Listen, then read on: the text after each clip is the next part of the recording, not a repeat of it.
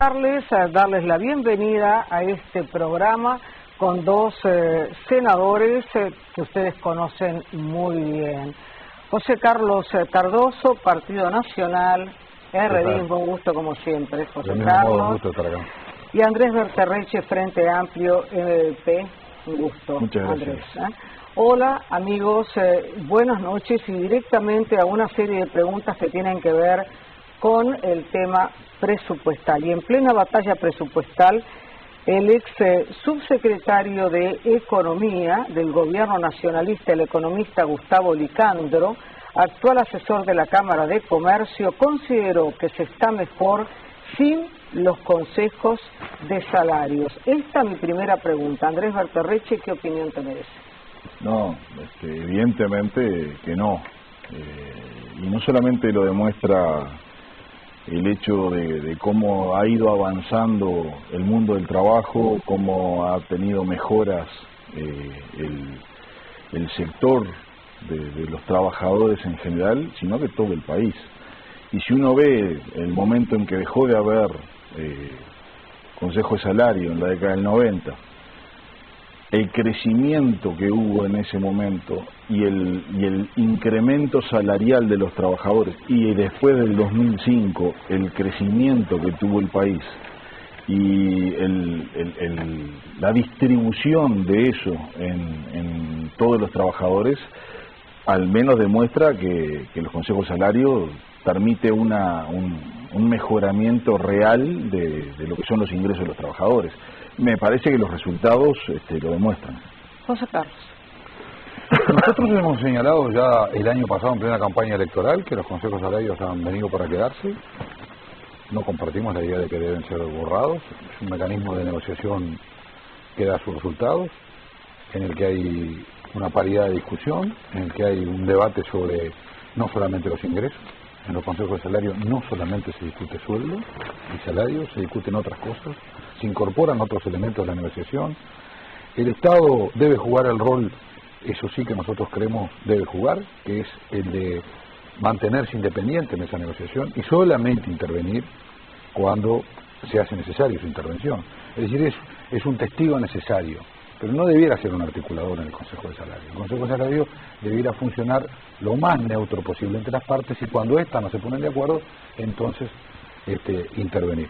Hemos visto que en algunos casos, ahora por ejemplo hay puja, porque hay presión sindical para que el gobierno se afilie a determinado lado, lo vemos en la bebida, porque hay un arreglo entre trabajadores y empresarios y el gobierno no quiere laudar, no quiere jugarse a favor de uno o de otro, quiere imponer una pauta externa a esa negociación colectiva. Es decir, que la negociación colectiva, como vemos, también empieza a tener algunas limitaciones en un propio periodo de expansión de esas relaciones. Los resultados, lo que yo le decía, en el gobierno del doctor Lacalle, el crecimiento salarial en los 5 años acumulados sumó un 4%.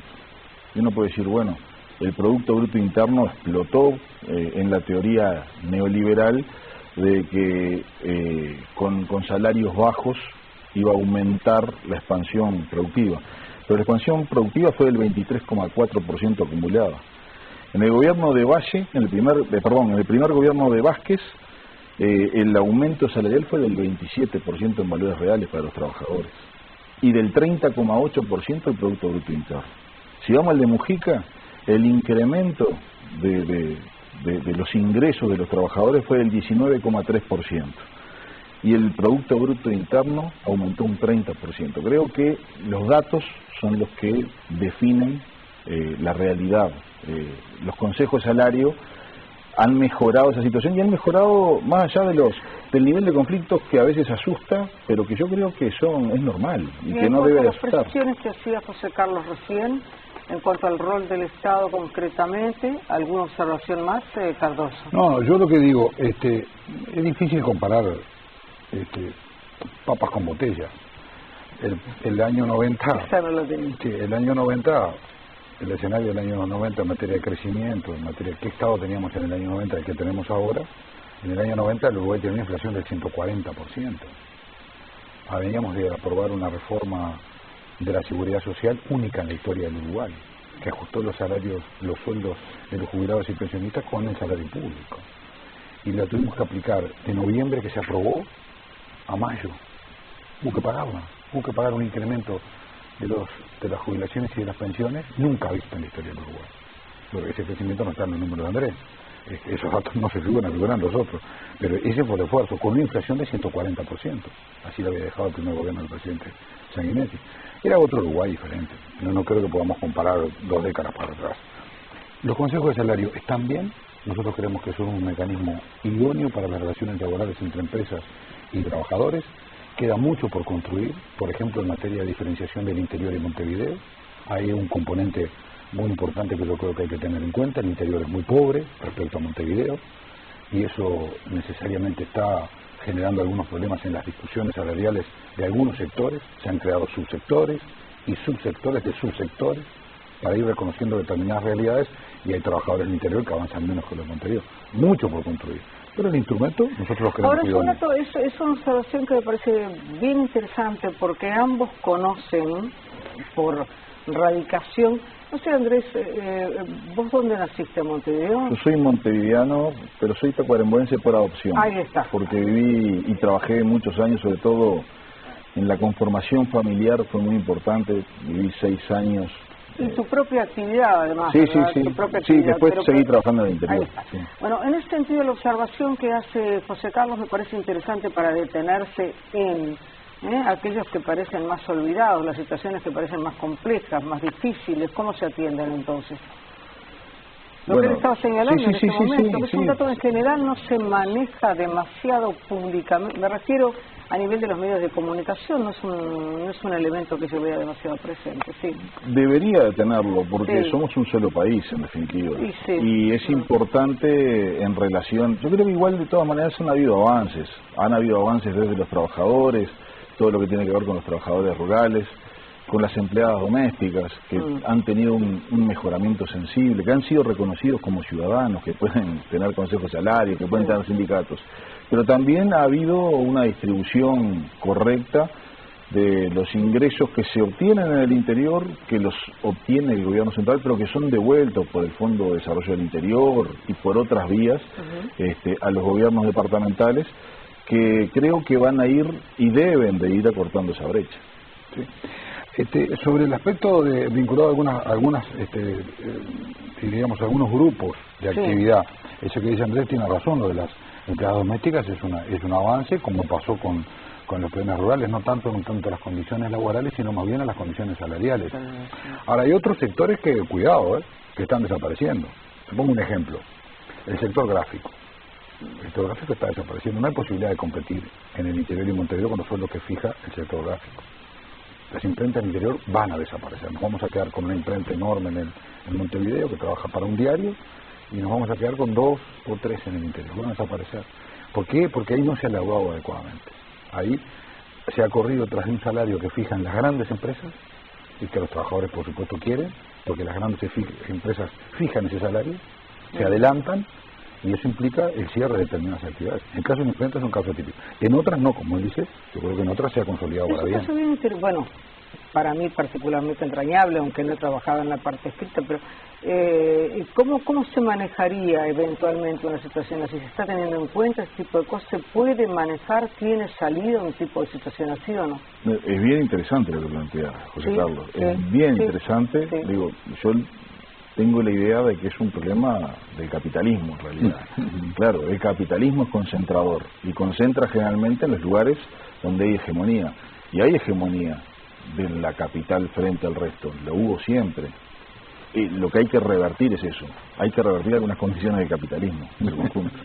Ahora, en ese sentido, el Frente Amplio prometió, yendo a otro punto, porque básicamente veo que están de acuerdo en lo fundamental, con algunas precisiones, prometió que no habría más impuestos. Tú estabas haciendo referencia a eso recién. El PIT-CNT y el Partido Nacional afirman que las proyecciones de crecimiento no alcanzan para cubrir el presupuesto. Y a su vez, la Central de Trabajadores ahora propone aumentar el aporte patronal. José Carlos. Bueno, el presupuesto viene con un déficit de 2.000 millones de dólares. Eso es lo que le falta al presupuesto público que elaboró el gobierno, y eso se paga con endeudamiento, obviamente.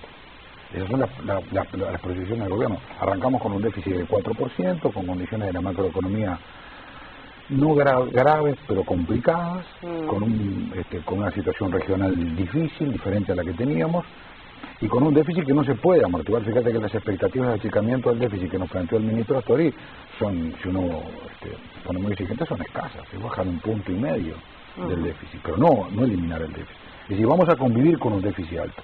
Ese es un tema que obviamente preocupa. El Estado se tiene que endeudar, el presupuesto trae un capítulo de endeudamiento, nos pide el gobierno aumentarle el cupo de endeudamiento, vamos a aumentar la deuda. El último emisión de papeles que hizo el gobierno nos van a costar unos 60 millones de dólares por año de intereses, nada más. Así que desde ese punto de vista, obviamente tenemos un problema, no es fácil. Vienen impuestos, hay impuestos nuevos, hay incrementos de los impuestos.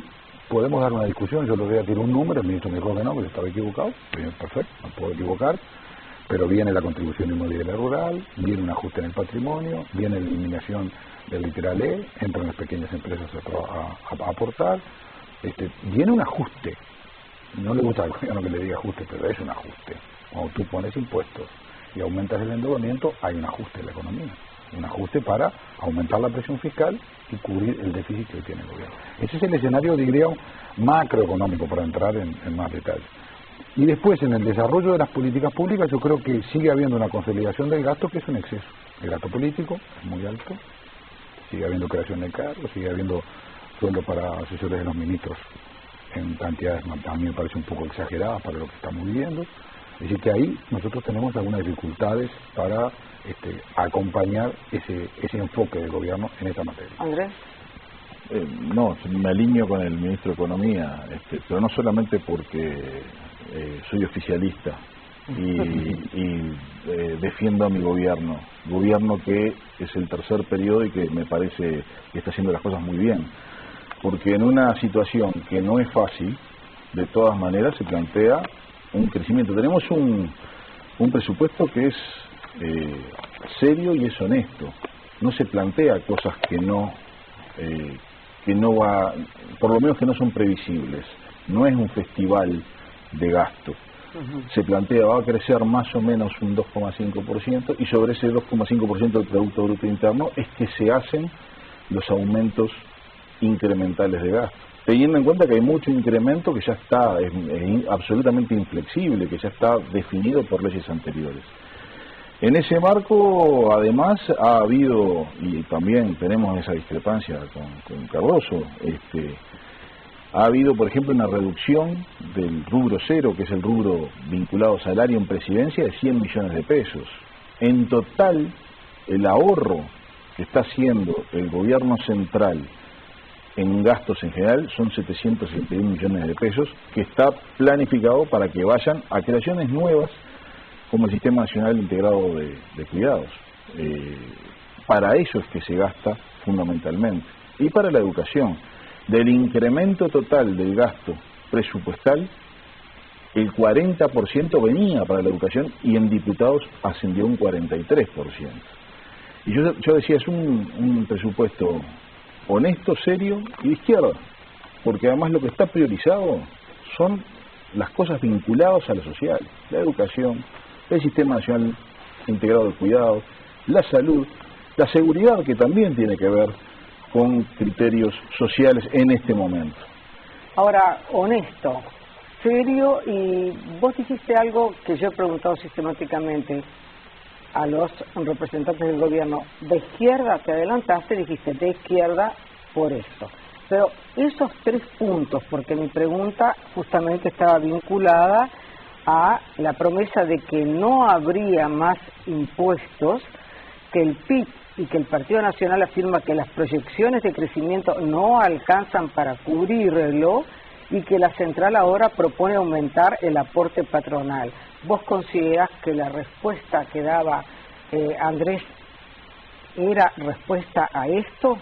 Bueno, a ver, Andrés dio algunos números que me gustaría contestar diferente a lo que plantea el PCNT.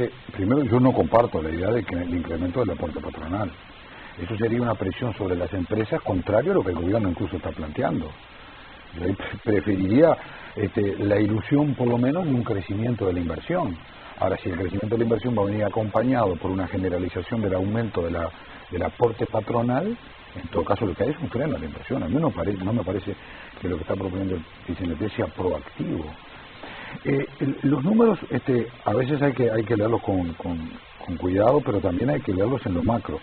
Fíjate que, por ejemplo, en las transferencias a la seguridad social, este presupuesto, un presupuesto de 14.000 millones de dólares, trae 2.760 millones de dólares. 2.760 millones de dólares de los 14.000 hay que ponérselo a la seguridad social, transferencia, porque la seguridad social no es superavitaria, es deficitaria. En la educación va a gastar 1.688 millones la ANEP y 400 la universidad, 2.000 millones de dólares. Ese es el rubro que se lleva la educación. Y la seguridad social se lleva 2.760 millones. Si hay un incremento de la presión sobre el aporte patronal, eso retrae la actividad económica, eso va a tener impacto sobre el IPC negativamente. Yo no creo que esa medida que plantea el PCNT esté en condiciones de ser aplicada. Respecto a lo que decía en cuanto al gasto, que es un proyecto de izquierda, bueno, es un proyecto concentrador, por ejemplo, en materia de la presidencia. Un segundito, vamos a ir a lo del aporte patronal desde el PIB, para ir luego a lo otro nuevamente. A ver, las coincidencias y diferencias del Partido Nacional con el PCNT las tiene que discutir el Partido Nacional con el PCNT, no nosotros. Nosotros venimos a defender un presupuesto que, insisto, es honesto, es serio y es de izquierda. Y existe mayoritariamente un redimensionamiento del gasto en el Estado en función de ahorros, de crecimiento y de redistribución hacia programas específicos que no son sacados de la galera. Están en nuestro programa, en nuestras bases programáticas que defendimos en la campaña electoral. En ese marco es que se plantea, por ejemplo, un aumento a la educación, que los números que yo tengo son mayores a los que dio José Carlos. No solamente la educación está formada por ANEP y UDELAR, si bien es largamente la mayoría, también está la UTEC, también hay vinculación de la educación con el Sistema Nacional Integrado de Cuidados, más allá de que son presupuestos diferentes, pero todo el enfoque hacia la primera infancia tiene bastante que ver con eso. Entonces, en realidad, sí hay ajustes de gastos internos del gobierno que, en definitiva, van destinados a programas de carácter netamente social. Ahora, para que no se me pase el tema, yo no comparto esta cuestión de que hay un reajuste y un ahorro hacia el gasto social. Yo creo que hay una consolidación del gasto. Aquí viene un incremento en la plantilla laboral del MIDE. Se van a incorporar las ONG que trabajan para el MIDE al MIDE. Tenemos algunos números, pero estamos hablando de 1.000 trabajadores nuevos. Vuelve casi todo el sistema que al principio del gobierno del Frente Amplio, en el 2005, se decía que era un desastre, el sistema Callé, múltiples contrataciones. Hay 4.000 contratos nuevos acá. Hay habilitaciones para 4.000 contratos nuevos. Yo tengo mi discrepancia. Fíjate que la duplicación que hace el gobierno en Presidencia de la República. Ahora tenemos la Dinama en el Ministerio de Vivienda. El gobierno dice, me gustaría crear un Ministerio de Vivienda, pero no lo voy a crear. Creo una Secretaría de Vivienda en Presidencia, una Secretaría de Medio Ambiente en Presidencia. Vamos a tener la Dinama y una Secretaría de Medio Ambiente en Presidencia. Duplicación. Eso es todo incremento del gasto. Presidencia se ha agrandado de una manera, a mí me parece totalmente exagerada. Yo no creo que Presidencia tenga que tener tantas actividades como se está llevando. Ya tenemos 133 millones de dólares en este presupuesto destinados a Presidencia de la República. 133, es mucho más grande que la Cancillería, la Presidencia. La Cancillería apenas 87. Ministerio de Transporte, 345. Se ganaron millones de dólares al cambio que trajo el presupuesto, el alcance de la planilla, está hecho con los números del gobierno. Ministerio de Turismo, 21. Ministerio de Ganadería, 129. Ministerio del Interior, 898. Presidencia, 133. Es enorme el presupuesto de Presidencia. ¿Por qué? Porque está concentrando muchas actividades que para mí las está duplicando. Para nosotros las está duplicando. Es un punto que está en este momento, por ejemplo, hoy en el diario El País era un punto prioritario, ¿verdad? No solamente hoy, pero hoy era de tapa. ¿Tu opinión? ¿Cuál era el comentario de etapa del país? El de Presidencia, justamente, el crecimiento en Presidencia. Pero, insisto, estuvo Presidencia ayer en la Comisión de Presupuesto y Hacienda que funcionan juntos para analizar el presupuesto. Y el prosecretario Roballo lo dijo claramente, hay 100 millones menos de pesos del rubro cero, de salarios. Y hay decisiones que se han tomado a favor de viabilizar, por ejemplo, sacar deporte del Ministerio de Turismo para potencializarlo. Y es más, de hecho se fue reconocido ayer en la Comisión de Presupuesto, que estaban bien los gastos y las inversiones que se pensaban hacer en deporte. Ahí la diferencia estaba si se creaba un ministerio o no se creaba un ministerio. En una realidad que hay que seguir orejeando las cartas como en el truco, crear ministerios y crear ministerios parece que no sería lo más recomendable. Brasil, que está en una condición mucho peor que la nuestra y que está bien complicada, lo primero que hizo fue eliminar ministerios, no crear ministerios. En ese marco, presidencia sí, vinculado a lo de medio ambiente, se duplica si hacen lo mismo. Pero lo que la Secretaría de Medio Ambiente en presidencia se va a dedicar a coordinar los distintos programas que hay de medio ambiente en los diferentes ministerios, más allá de que la unidad ejecutora que ejecuta efectivamente sobre el medio ambiente es la INAMA. Ahí está. Ahora, hay una pregunta, José Carlos, porque ¿es un tema solamente de números o es un tema de concepto, de concentración de poder en presidencia o de aumento de poder en presidencia? No, el tema del número existe en la medida en que nosotros estamos discutiendo un presupuesto. No, correcto. Estamos discutiendo un presupuesto y en un presupuesto discutimos números. Obviamente lo que trae el gobierno son sus números, nosotros lo evaluamos. Para nosotros sí tiene que haber más recortes en algunos niveles de gastos. Pero también está el concepto. Para nosotros la presidencia es un órgano, como dice la Constitución, cerrado, de función cerrada. Lo que se va a presidencia es de difícil control parlamentario, porque en realidad el control parlamentario lo ejercemos sobre los ministerios, el presidente y el Consejo de Ministros. Ahora, la presidencia se ha transformado en un organismo de gran porte, que yo no entiendo para qué, como decía Andrés, tiene que coordinar una Secretaría de Medio Ambiente, coordinando en presidencia los temas de medio ambiente de todos los ministerios. Pero si tenemos el ministerio en especial, específicamente, a mí me parece que esto es alejar del control parlamentario determinadas áreas que no están sometidas al mismo control parlamentario. No es lo mismo que venga Roballo, explicamos, que venga un ministro. Los ministros lo pueden interpelar, a Roballo no. Roballo me contesta si quiere.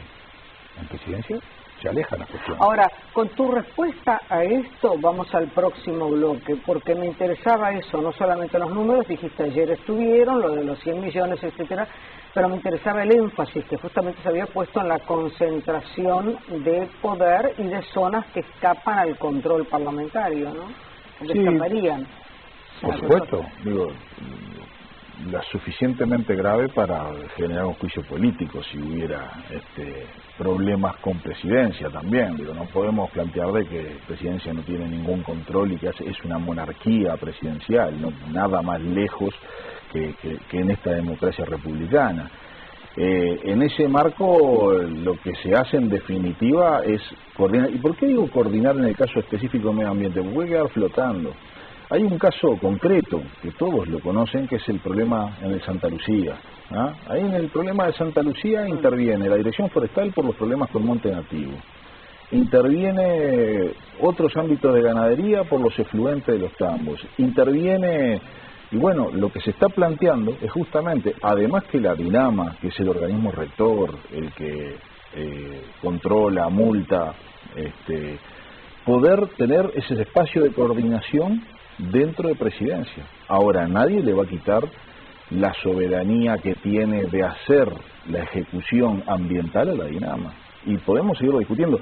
Posiblemente el senador Cardoso va a seguir pensando de que es demasiada concentración y los resultados son los que lo van a demostrar. Lo mismo que pasa con los consejos de salario. Es la cruda realidad la que en definitiva va a demostrar si es el senador Cardoso o es el presupuesto del Ejecutivo. Sí, por supuesto, eso se demuestra para los dos lados. Sí. En el Consejo de Salario a favor y en otro podemos decir que a favor nuestro.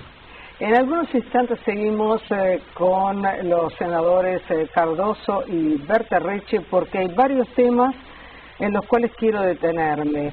Justamente, uno, el Sistema Nacional de Cuidados, que está en el centro de la atención. Otro, que es muy caro para ambos, la educación y lo destinado a la educación y los resultados en educación, lo hemos hablado contigo y contigo, en innumerables oportunidades. Y para ambos también, por las razones que dije al comienzo, el tema que vuelve la minería a cielo abierto. En instantes seguimos con ustedes.